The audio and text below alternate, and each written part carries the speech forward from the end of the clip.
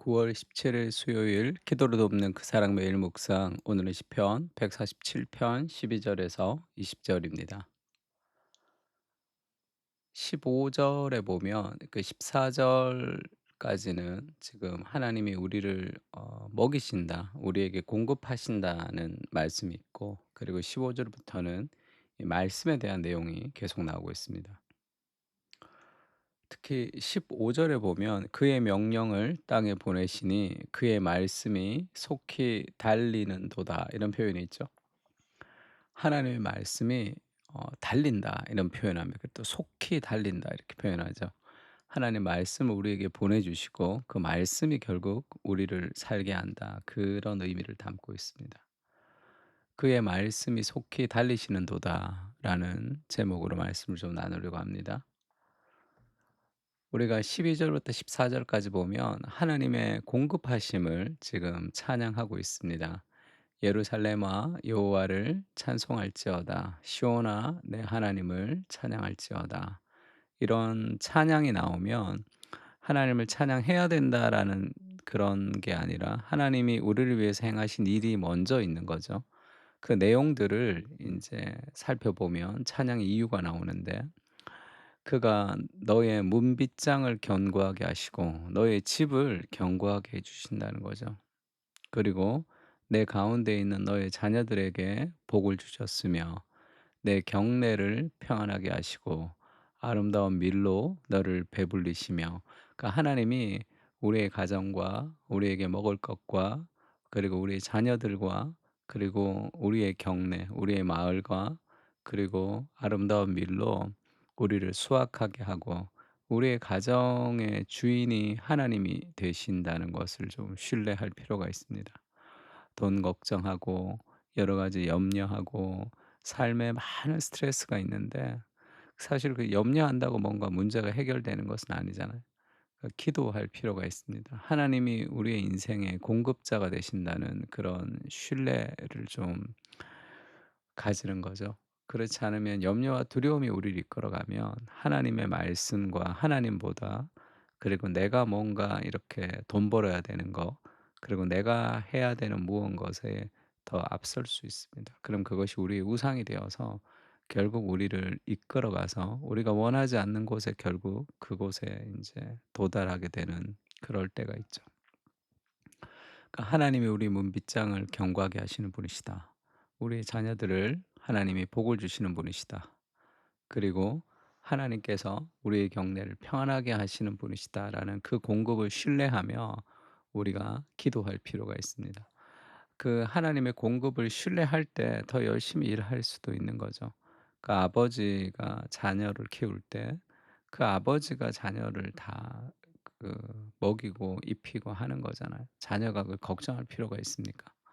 하나님, 우리를 공급하시는 그 하나님, 우리의 문빗장을 견고하게 하시고 우리 가정의 주인이 되시는 하나님이 오늘도 우리의 가정과 우리의 삶을 이끌어 가 달라고, 그렇게 하나님을 의지하며 하나님을 찬양하며 그렇게 기도할 필요가 있습니다.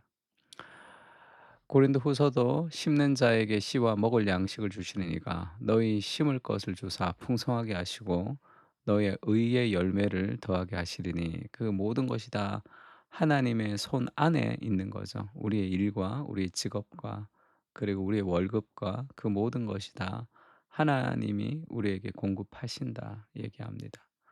빌립보서도 그렇게 얘기하죠. 나의 하나님이 그리스도 예수 안에서 영광 가운데 그 풍성한 대로 너희 모든 쓸 것을 채우시리라. 이런 신뢰가 우리의 삶에 일의 동기가 될 필요가 있습니다. 그래서 하나님을 의지하며 그렇게 출발해야 되는 거죠, 삶을. 마태복음도 그렇게 얘기하죠. 그러니까 염려하지 마라. 무엇을 먹을까? 무엇을 마실까? 무엇을 입을까? 하지 말라. 이는 다 이방인들이 구하는 것이라. 너희 하늘 아버지께서 이 모든 것이 너희에게 있어야 할 줄을 아시느니라. 그런즉 너희는 먼저 그의 나라와 그의 의를 구하라. 그리하면 이 모든 것을 너희에게 더하시리라. 그의 나라와 그의 의를 구할 때 먼저 우리가 해야 될 일들, 왜냐하면 하나님이 우리에게 공급해 주시는 분이시잖아요. 그럼 이 모든 것을 너희에게 더하여 주신다 삶의 우선순위의 문제를 우리에게 얘기하고 있습니다. 하나님의 공급을 신뢰하고 하나님을 의지하며 열심히 일할 때 우리 삶에 더 좋은 결과들과 열매들을 얻을 수 있습니다. 그리고 그러니까 그의 나라와 그의 의를 먼저 구하는 것, 그것은 주의 말씀에 우리가 먼저 순종하는 삶을 살아가는 겁니다. 그러니까 일이 많고 육아가 바쁘고 직장이 힘들고 그러면서 하나님 말씀이 자꾸 뒷전으로 이렇게 밀리게 되면 그러면 더 열매를 맺지 못하는 삶을 살아갈 수도 있는 거죠. 여호와께서 집을 지키지 아니하시면 집을 지키는 자의 수고가 헛되고 여호와께서 성을 지키지 아니하시면 파수꾼의 깨어 있음이 헛되도다. 그런 말씀도 있죠. 그래서 그 우선순위 하나님의 말씀을 우리가 붙들어야 됩니다. 15 절에 그렇게 얘기하죠. 그의 명령을 땅에 보내시니 그의 말씀이 속히 달리는도다. 눈을 양털같이 내리시며 서리를 재같이 흩으시며 우박을 떡 부스러기 같이 뿌리시나니 누가 능히 그의 추위를 감당하리요. 그의 말씀을 보내사 그것들을 녹이시고 바람을 불게 하신즉 물이 흐르는도다. 삶에 여러 가지 추위가 있지만 그것은 주의 말씀이 그것을 녹입니다. 그러니까 우리 삶에 여러 가지 어려운 문제가 있지만 돈 문제가 있을 수도 있고 직장의 문제가 있을 수도 있고 삶에 여러 가지 문제들이 있을 수 있습니다. 그 문제가 우선시 될 수는 없어요. 그 문제를 해결하는 모든 것은 다 하나님을 붙들 때 시작되는 겁니다. 그의 말씀이 그것들을 녹인다는 것은 하나님의 말씀이 우리의 삶의 모든 문제를 넘어서는 그런 동력을 준다는 거예요. 어려움이 없다는 뜻도 아닙니다. 힘들지 않다는 뜻도 아니에요. 그러나 하나님의 말씀이 우리에게 있으면 그 힘든 것을 넘어설 수 있는 힘을 하나님 주신다는 거죠. 우리에게 필요한 것은 환경의 변화가 아닙니다. 내면의 변화예요.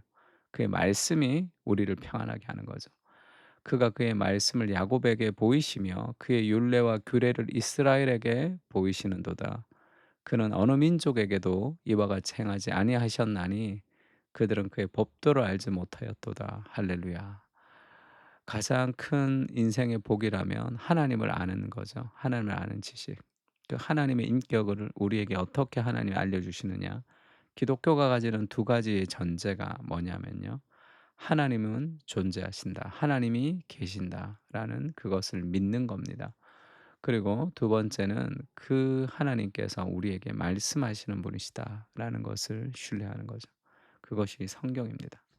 그러니까 매일 우리가 하나님을 만난다는 것은 기도했더니 음성을 들린다는 것, 그건 다 가짜죠. 하나님을 믿는다는 것은 주의 말씀을 묵상하고 주의 말씀의 뜻을 따라 우리가 순종한다는 겁니다. 하나님의 말씀, 그것이 우리 인생의 첫 번째가 될 수 있도록 그렇게 삶의 패턴을 바꿔야 됩니다. 신명기 말씀도 그렇게 얘기하죠. 내가 오늘 명하는 모든 명령을 지켜서 행하라. 그리하면 너희가 살고 번성하고 여호와께서 너희 조상에게 맹세하신 땅에 들어가서 그것을 차지하리라. 우리의 인생의 승패는 하나님의 말씀을 지키느냐 지키지 않느냐에 달려 있습니다. 그래서 이 40년 동안의 이 광야의 길을 걷게 하신 것을 기억하라. 인생의 광야에서 인생이 좀 힘든 곳에서 우리가 살 수 없는 그 환경에서 우리가 붙들어야 되는 것은 물과 양식을 위해서 노력하는 게 아닙니다. 애쓰는 것이 아니에요. 그 인생의 광야에서 하나님이 알려주고 싶은 레슨이 뭡니까? 3 절에 그렇게 얘기하죠. 너를 낮추시며 너를 추리게 하시며 또 너도 알지 못하던 내 조상들도 알지 못하던 만나를 내게 먹으신 것은 사람이 떡으로만 사는 것이 아니요 여호와의 입에서 나오는 모든 말씀으로 사는 줄을 내가 알게 하려 하심이니라. 뭐 돈이 쫄리기도 하고 여러 가지 직장이 힘들기도 하고 여러 가지 삶에서 너무 바쁘기도 하고 육아가 힘들기도 하고 그래서 하나님을 이 뒷전으로 하면 광야에서 계속 고생하며 사는 그런 이스라엘과 비슷하게 됩니다. 이스라엘 광야에서 얼마나 많이 불평했습니까? 이것도 없고 저것도 없고 이것도 없고 저것도 없고 하나님이 계시잖아요. 인생의 광야에서 환경을 보는 것이 아니라 힘든 환경 속에서도 하나님을 붙들어야 돼요. 하나님이 계시잖아요. 그 하나님이 내 인생을 아름답게 인도하여 주신다는 그 삶의 확신을 가지고 사람이 무엇으로 살아갑니까? 육아하면서 그리고 직장 생활 열심히 하면서 살아가는 게 아니라 하나님의 말씀으로 살아가는 줄을 알 때 인생의 여러 가지 어려움에서 우리가 벗어날 수 있습니다. 예수님도 시험을 받으셨죠. 그때 성령에 이끌리어 마귀에게 시험을 받으신 후에 예수님이 40 일을 밤낮으로 금식하셨습니다. 그러면 뭘 해야 돼요? 먹을 것을 위해서 살아야 되잖아요. 먹는 것이 그의 인생의 전부가 돼야 되잖아요. 왜? 힘드니까 금식했잖아요. 그때 그런 생각이 듭니다. 사탄이 나타나서 "네가 하나님의 아들이거든 명하여 이 돌들로 떡덩이가 되게 하라. 네가 가지고 있는 모든 재능, 네가 가지고 있는 모든 능력을 떡덩이가 되게 하는 데 사용해라. 네 배고프지 않냐? 그게 우선이지 않냐?" 삶의 우선순위의 문제를 마귀가 다루죠. 예수께서 말씀하십니다. "사람이 떡으로만 사는 것이 아니요 하나님의 입에서 나오는 모든 말씀으로 살 것이라." 주의 말씀을 우선시하며 하루를 살아가는 우리가 되기를 다짐해야 되는 거죠. 오늘도 우리에게 모든 것을 공급해 주시는 아버지, 하나님이 우리 아버지가 되심을 신뢰하며 염려와 두려움이 아니라 신뢰와 사랑의 순서를 지켜 나가게 하옵소서. 하루의 시작을 주의 말씀으로 하게 하시고 주님의 말씀이 결국 우리의 모든 삶의 공급이 됨을 신뢰하며 믿음으로 살아가게 하옵소서. 아멘. 오늘도 주의 말씀을 묵상하며 기도하며 하루를 시작했으면 좋겠습니다. 다 같이 기도하겠습니다.